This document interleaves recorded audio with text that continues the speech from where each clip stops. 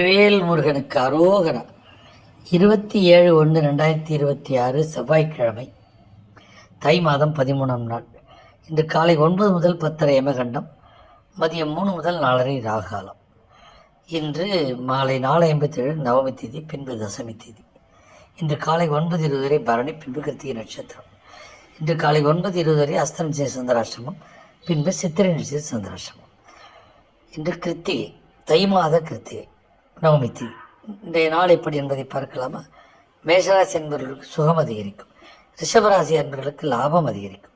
மிதுனராசி என்பவர்களுக்கு நிறைவு உண்டு. கடகராசி என்பவர்களுக்கு வெற்றி உண்டாகும். சிம்மராசி என்பவர்களுக்கு அனைத்திலும் தாமதம்.